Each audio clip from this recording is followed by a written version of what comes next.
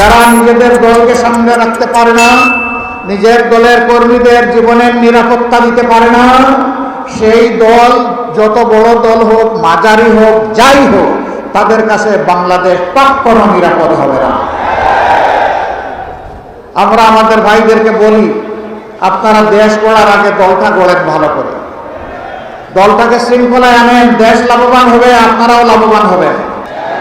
আমরা ছাতা নেইনি, আমরা কোনো টেম্পো স্ট্যান্ডের দখল নিয়ে কারো সাথে ঝগড়ায় জড়াইনি এবং দখল করিনি, আমরা কোনো মামলা বাণিজ্য করিনি, আমরা কোনো মা বোনের ইজ্জতের দিকে চোখ তুলেও তাকাইনি, এবং আমরা কারো কোনো অধিকার হরণ করিনি।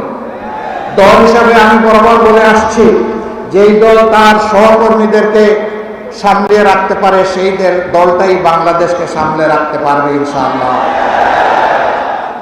যারা নিজেদের দলকে সামলে রাখতে পারে না, নিজের দলের কর্মীদের জীবনের নিরাপত্তা দিতে পারে না, সেই দল যত বড় দল হোক, মাঝারি হোক, যাই হোক, তাদের কাছে বাংলাদেশ কখনো নিরাপদ হবে না।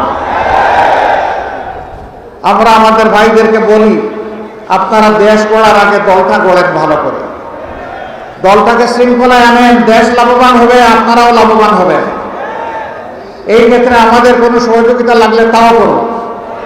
তারপরে আল্লাহর রাস্তে শৃঙ্খলার দিকে আসেন, মানুষকে সম্মান করুন, ভালোবাসুন। আপনারা দেখেছেন এত নির্যাতন, এত ফাঁসি, এত এক্সট্রা জুডিশিয়াল কিলিং, হাজার কর্মীকে হারিয়েছে, সহকর্মীকে। যখন শহীদ পরিবারগুলোর কাছে যায়, মা বোন, এতিম সন্তান, তাদের চোখে তরল পদার্থ দেখি। এই তরল পদার্থ চোখের পানি নয়, তাদের সন্তান, ভাই এবং পিতার রক্ত। যখন পরিবারের সদস্যরা বলেন যে এই দেখেন দেয়ালে এই ছোট্ট শিশুটি তার বাপের ছবি অঙ্কন করে বলতেছে, বাবা তুমি কখন আসবে, তখন ওদেরকে সান্ত্বনা দেওয়ার কোনো ভাষা আমরা পাই না। আমরা আপনাদেরকে কথা দিচ্ছি, বাংলাদেশকে কেউ যদি সেদিকে নিতে চায়, সকল শক্তি দিয়ে আল্লাহর পর ভরসা করে আমরা রুখে দেব ইনশাআল্লাহ। ওই কালো দায় বাংলাদেশে ফিরে আসতে দেওয়া হবে না। আমাদের যুবকরা জেগে উঠেছে, তারা ইতিমধ্যে তাদের বার্তা জাতিকে দিয়ে দিয়েছে। যুবকরা স্পষ্ট বলেছে, আমরা সত্যের পক্ষে, ন্যায়ের পক্ষে, আমরা নতুন বাংলাদেশের পক্ষে, আমরা বিভক্তি নয়, ঐক্যের পক্ষে। এটা 5টা বিশ্ববিদ্যালয়ের সচেতন ছাত্রছাত্রীরা জাতিকে এটা জানিয়ে দিয়েছে। আর যত বিশ্ববিদ্যালয়ে নির্বাচন হতো টেকে দেওয়া হয়েছে।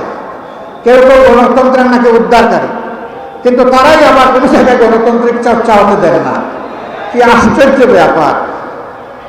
এক অঙ্গে কত রূপ, ওরে বাবা! একটা ধারণ করে, তাহলে মানুষ আস্থা রাখতে পারবে। এটাই তো স্বভাব। আমরা চাই আমরা যা বলবো সেটা যেন আমরা করতে পারি। সম্মানিত ভাইয়েরা, আজকে মাদেরকে জিজ্ঞেস করা হয় যে আপনারা কারে ভোট দেবেন, তারা একদম স্বতঃস্ফূর্তভাবে বললে আমরা দাঁড়িপাল্লায় ভোট দেবো, বা আমাদের যে আরো সঙ্গী 10 দল আছেন তাদের মার্কায়। কেন দিবেন? ওনারা আসলে তো আপনাদেরকে গড়বন্দি করে রাখবে। এটা আপনাদের কথা, আমরা এটা বিশ্বাস করি। কোথায় দিবেন কেন? যে দিব এই কারণে আমরা বিশ্বাস করি তাদের হাতেই বাংলাদেশ নিরাপদ থাকবে, আমিও নিরাপদ থাকবে।